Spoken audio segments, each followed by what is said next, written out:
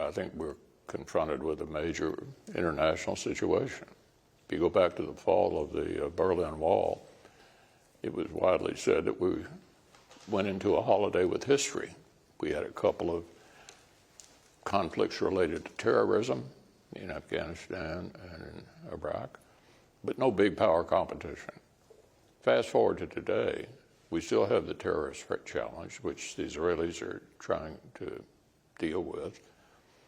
And we have big power competition from China, Russia.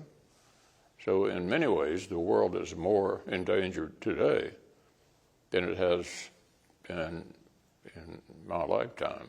So the question is America going to lead? I think the Biden administration sent the wrong signal when they had the disastrous withdrawal from Afghanistan.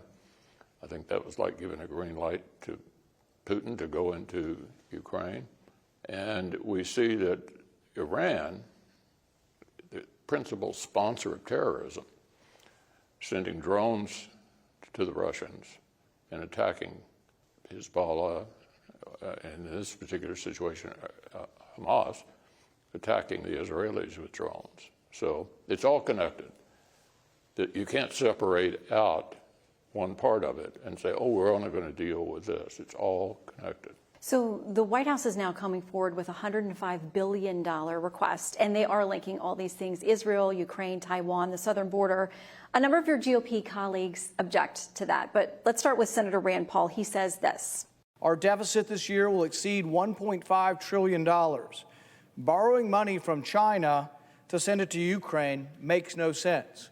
So what is your answer to that, this idea of taking money from somebody who doesn't wish us the best in all circumstances in order to pay for Ukraine? Well, he's certainly right that the deficit is entirely too big, and it frankly was expanded during the previous administration as well. So I think neither side has done a very good job of dealing with the deficit. However, you have to respond to conditions that actually exist, that are a threat to the United States. The Iranians are a threat to us as well. And so this is an emergency.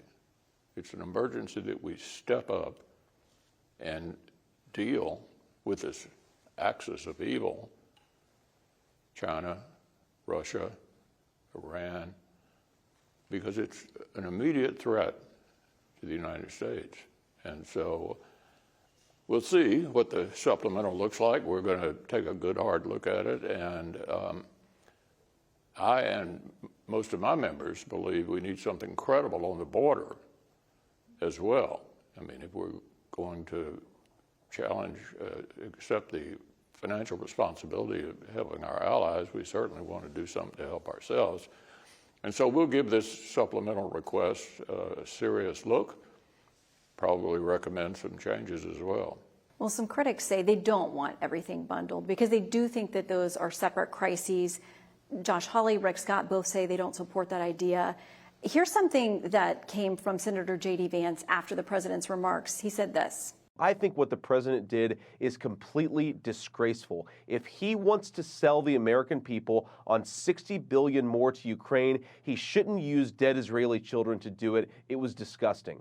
Now, Senator Vance told me he thinks the president should have to come and make the argument on each of these separate priorities, and no one, especially not Republicans, should be giving him cover on something like explaining to us what the goals are in Ukraine and how long that's going to last. Well, there are some differences of opinion among Republican senators about this. I don't view it's about whether to give Biden credit or not. This is a question of whether it's a serious threat to the United States. If the Russians aren't defeated, they'll go into a NATO country next. And the notion that somehow our Asian allies are unconcerned about Ukraine is completely wrong. The Prime Minister of Japan said, if you want to send President Xi a message, beat the Russians in Ukraine. The South Koreans, the Japanese, Taiwanese are all interested in what's happening over in Ukraine because they know President Xi is watching that. President Xi recently declared that they had an endless friendship with the Russians. What more do you need to know about how relevant Ukraine is to Asia and to the Middle East? So Putin is over there this week in Beijing, been meeting with Xi. How worried are you about them looking from the outside and watching things like Axios reporting that artillery shells that we had designated for Ukraine are now having to be diverted to Israel? Taiwan has millions of dollars worth of orders for equipment and artillery that we've been unable to fulfill for them. What do you make of what China must be thinking watching all of that? Yeah, one of the best things about this from a U.S. point of view is when we give older equipment to the Ukrainians, for example, we are rebuilding our industrial base in this country. There are jobs being created by the help that we're providing Ukraine in 38 different states, and rebuilding our industrial complex for the more serious big power threat in Asia. So the notion that our assistance for Ukraine is not helpful to us is simply not factual. We need to get more serious about Iran. This administration flirted with Iran on the nuclear deal again. Senator Cotton and I've joined him to have a bill to freeze the $6 billion that was supposed to be sent to the Iranians related to the hostage release.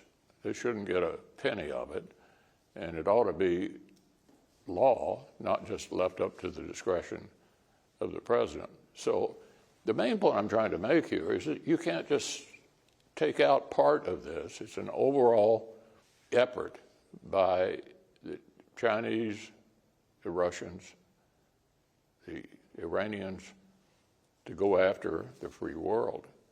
And the Israelis are feeling the pinch at the moment more than anyone else, and we need to stick with them, because what's going to happen here very quickly. And by the way, the Chinese made no reference to Israeli problems. They just talked about the Hamas. We know which side they're on, and we need to view this as a worldwide problem, is my point. Do you think, because many Americans want the government to speak as one voice where they can, the Senate, the White House, on issues of import like Iran, I mean, where we have a clearly defined position or relationship with them. Do you think this White House has been a good partner with the Senate, with Republicans, when it comes to issues of foreign policy? Well, look, I'm generally supportive of the president's approach here in viewing this as a worldwide problem. On the domestic side, I can't think of a single thing I support the Biden administration has done. They are, for example, the creator of 40-year inflation as a result of the massive spending they engaged in the last Congress. So generally speaking, I think this has been a left-wing administration that I don't support. However, when it comes to foreign policy and defense, I like the way it used to be, where we would get together and try to do the right thing for our country and for our allies. NATO, for example, is the most successful military alliance in world history, and they are threatened by what's happening in Ukraine. Also, the argument you might have heard is that the Europeans are not doing enough. You might be interested to know they've done about $90 billion, and they are housing lots of refugees who escaped from the war.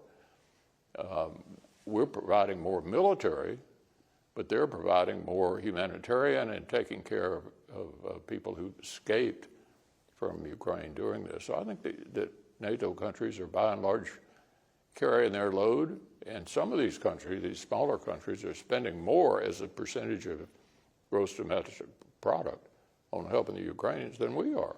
To this point where there's sort of a collision of the foreign policy and a domestic issue here, I want to ask you about Senator Menendez. The superseding indictment now in his case says he essentially, the allegations are that he did things to benefit Egypt in exchange for things of value or promises of things of value and didn't register as a foreign agent. That's quite an allegation to make against a sitting senator. Do you think he should resign? Should due process play out in the courts? What do you make of the allegations? Well, I think that's something Senator Schumer and the Democrats have to decide how to deal with. And I'm not going to give him advice about how to deal with it. Let me just say this. I'm glad he's not a Republican. Well, you've got some Republican issues over on the House side. Any advice for those folks over there as they try to figure this out? I hope they can get a speaker sometime soon, because it does send, I think, a poor message to our allies and our enemies around the world. And we also have work to do. We have appropriation bills to pass. We have a supplemental to deal with. So I'm pulling for them to finally wrap this up sometime soon. Leader, we thank you for your time. Thank Good to you. see you.